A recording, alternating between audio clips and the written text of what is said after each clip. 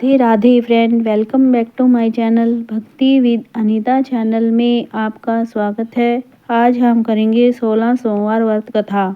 मृत्यु लोक में विवाह करने की इच्छा करके एक समय श्री भूतनाथ महादेव जी माता पार्वती के साथ पधारे।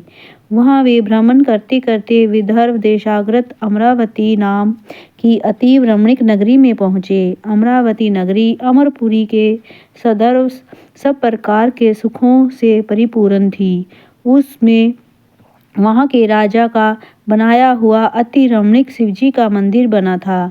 उसमें भगवान शंकर माता पार्वती के साथ निवास करने लगी। एक समय माता पार्वती प्राणपति को प्रसन्न करके देख के मनोविनोद करने की इच्छा से बोली, हे महाराज, आज तो हम तुम दोनों चौसर खेलें। शिवजी ने प्राण प्रिया की बात को मान लिया और चौसर खेलने लगे।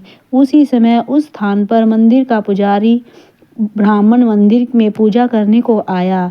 माता जी ने ब्राह्मण से प्रश्न किया कि पुजारी जी बताओ, इस बाजी में दोनों में से किसकी जीत होगी। ब्राह्मण बिना विचारे ही शीघ्र बोल उठा कि महादेव जी की जीत होगी। थोड़ी देर में बाजी समाप्त हो गई और पार्वती जी विजय हुई। अब तो पार्वती जी ब्राह्मण को झूठ बोलने के अपराध के कारण श्राप देने को उत्सुक थी। तब महादेव ने पार्वती जी को बहुत समझाया, परंतु उन्होंने ब्राह्मण को कोढ़ी होने का श्राप दे दिया। कुछ समय बाद पार्वती जी के श्राप वंश पुजारी के शरीर में कोढ़ पैदा हो गया। इस प्रकार पुजारी अनेक प्रकार से दुखी रहने लगा। इस तरह के कष्ट भोगते हुए वह बहुत दिन हो गए तो देवलोक की अप्सराएं शिवजी की पूजा करने उसी मंदिर में पधारी और पुजारी के कष्ट को देखकर बहुत ही दया भाव से उससे रोगी का कारण पूछने लगी। पुजारी ने निसंकोच सब बातें उनसे कह दी। वे अप्सराएं बोली, हे पुजारी जी, अब तुम अधिक दुखी मत होना। भगवान शिव जी तुम्हारे कष्ट को दूर कर देंगे। तुम सब बातों में श्रेष्ठ 16 सोमवार का व्रत भक्ति भाव से करो। तब पुजारी अप्सराओं से हाथ जोड़कर विनम्र भाव से 16 सोमवार की विधि पूछने लगा। अप्सराएं बोली कि जिस दिन सोमवार हो उस दिन भक्ति भाव के साथ व्रत करें। स्वच्छ वस्त्र पहने, आधा सेर गेहूं का आटा उसके 3 अंग बनावें और घी, गुड़, दीप, नैवेद्य, बेलपत्र, जनेऊ का जोड़ा, चंदन, अक्षत, पुष्प आदि के द्वारा प्रदोष काल में भगवान शंकर का विधि से पूजन करें। तत्पश्चात अंगाओं में से एक शिवजी को अर्पण करें। बाकी 2 को शिवजी का प्रसाद समझकर उपस्थित जनों में बांट दें और आप भी प्रसाद पावें। इस विधि से 16 सोमवार व्रत करें। तत्पश्चात 17वें सोमवार के दिन पाव सेर पवित्र गेहूं के आटे की बाटी बनावें। तदनुसार घी और गुड़ मिलाकर चूरमा बनावें और शिवजी का भोग लगाकर उपस्थित भक्तों में बांटें।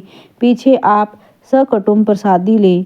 भगवान शिव शंकर की कृपा से उसके मनोरथ पूर्ण हो जाते हैं। ऐसा कहकर अप्सराएं स्वर्ग को चली गई। ब्राह्मण ने यथाविधि 16 सोमवार का व्रत किया तथा भगवान शंकर की कृपा से रोग मुक्त होकर आनंद से रहने लगा। कुछ दिन के बाद जब फिर शिवजी और पार्वती उस मंदिर में पधारे, तब ब्राह्मण को निरोगी देखकर पार्वती जी ने ब्राह्मण से रोग मुक्त होने का कारण पूछा। तो ब्राह्मण ने 16 सोमवार का व्रत की कथा सुनाई। तब तो पार्वती जी अति प्रसन्न होकर ब्राह्मण से व्रत की विधि पूछकर व्रत करने को तैयार हुई।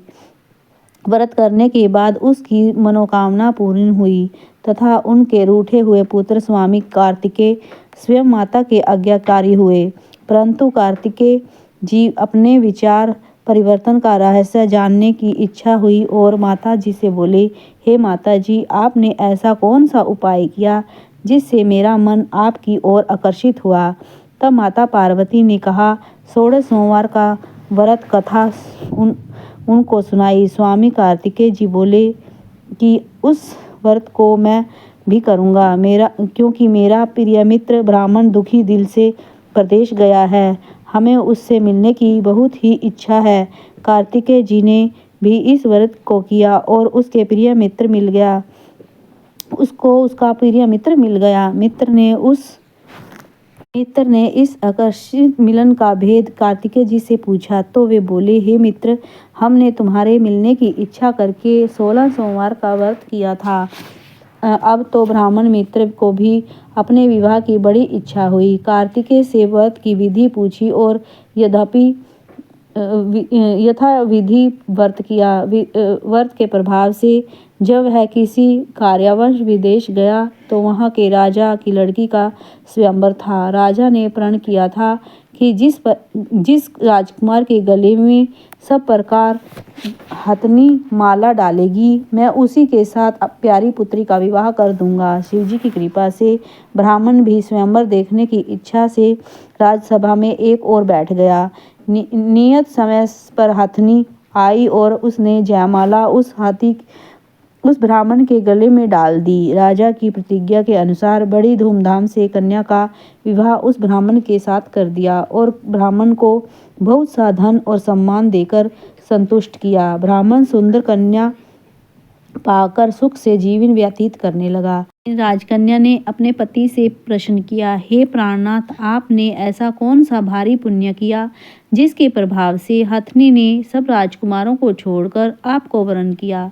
ब्राह्मण बोला, हे प्राण प्रिय, मैंने अपने मित्र कार्तिकेय के कथानुसार 16 सोमवार का व्रत किया, जिसके प्रभाव से मुझे तुम जैसी स्वरूपवान लक्ष्मी की प्राप्ति हुई। व्रत की महिमा को सुनकर राजकन्या को बड़ा आश्चर्य हुआ और वह भी अपने पुत्र की कामना को व्रत करने लगी। शिवजी की दया से उसके गर्भ से एक अति सुंदर, सुशील, धर्मात्मा और विद्यमान पुत्र उत्पन्न हुआ। माता पिता दोनों सब उस देव पुत्र को पाकर अति प्रसन्न हुए और उनका लालन पालन भली प्रकार से करने लगे।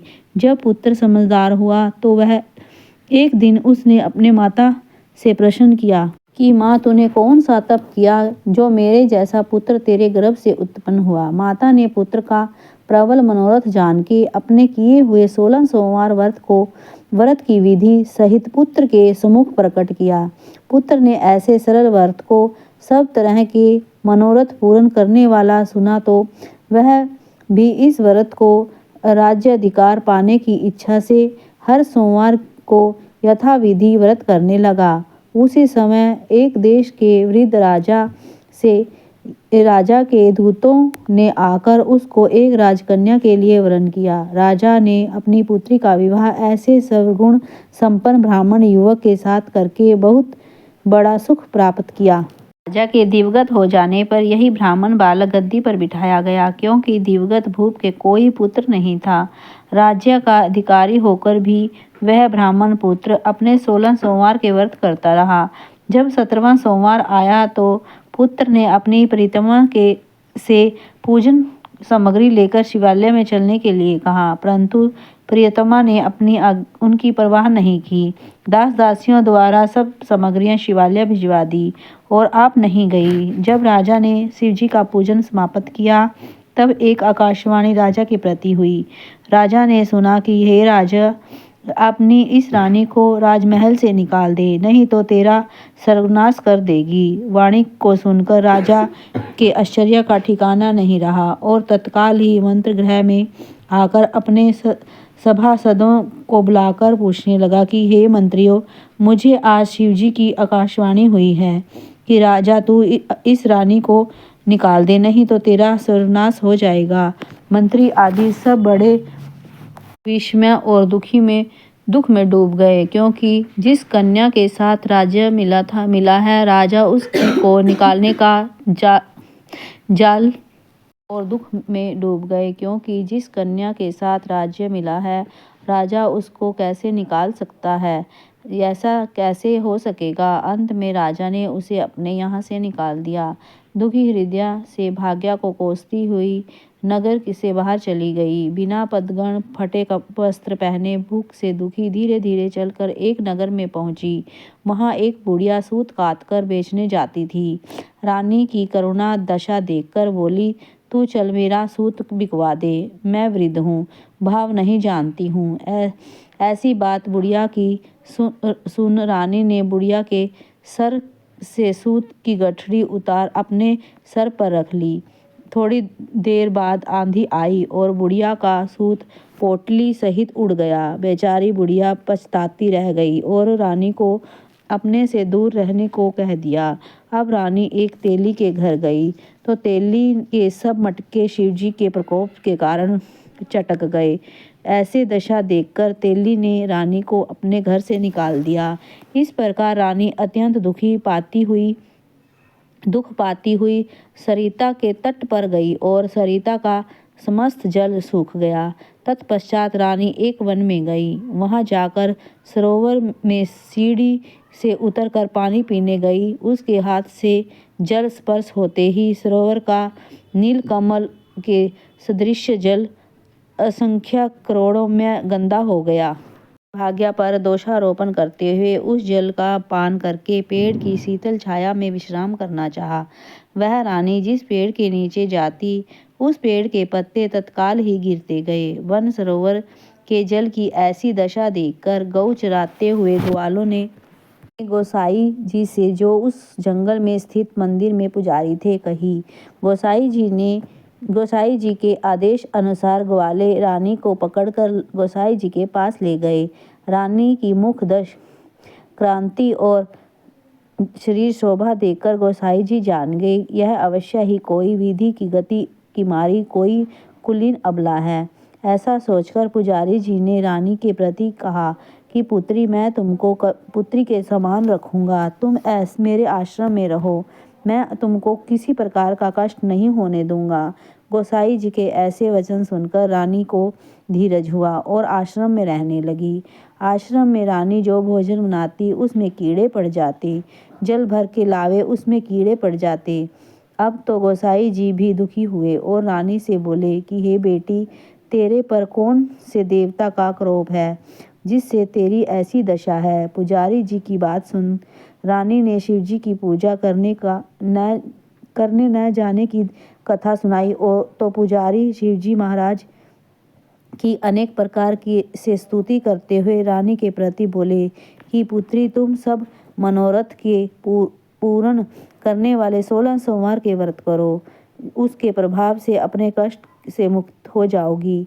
गोसाई जी की बात सुनकर रानी ने 16 सोमवार के व्रत को विधिवत संपन्न किया और 17वें सोमवार को पूजन के प्रभाव से राजा के हृदय में विचार उत्पन्न हुआ कि रानी को गए हुए बहुत समय व्यतीत हो गया, न जाने कहाँ कहाँ भटकती होगी, ढूंढना चाहिए। सोचकर रानी की तलाश करने चारों दिशाओं में दूत भेजे। वे तलाश करते हुए पुजारी के आश्रम में रानी को पाकर पुजारी से रानी को मांगने गए, परंतु पुजारी ने उनसे मना कर दिया तो दूत चुपचाप लौटे और आकर महाराज के सम्मुख रानी का पता बताने लगे। रानी का पता पाकर राजा स्वयं पुजारी के आश्रम में गए और पुजारी से प्रार्थना करने लगे कि महाराज, जो देवी आपके आश्रम में रहती है वह मेरी पत्नी है। शिवजी के कोप से मैंने उसको त्याग दिया था। अब इस पर से शिवजी का प्रकोप शांत हो गया है, इसलिए मैं इसे लिवाने आया हूँ। आप इसे मेरे साथ चलने की आज्ञा दे दीजिए। गोसाई जी ने राजा के वचन को सत्य समझकर रानी को राजा के साथ जाने की आज्ञा दे दी। गोसाई जी की आज्ञा पाकर रानी प्रसन्न होकर राजा के महल में गई। नगर में अनेक प्रकार के बाजे बजने लगे। नगरवासियों ने नगर के दरवाजे पर तोरण बंधनवारों से विधिवत विधि से नगर सजाया। घर घर में मंगल गान होने लगे। पंडितों ने विधिवत वेद मंत्रों तथा उच्चारण करके अपने राजरानी का आह्वान किया। इस प्रकार रानी पुनः अपने राजधानी में प्रवेश किया। महाराज ने अनेक तरह के ब्राह्मणों को दान आदि देकर संतुष्ट किया। याचकों को धन धान्य दिया। नगरी में स्थान स्थान पर सदावत खुलवाए जहाँ भूखों को खाने को मिलता था।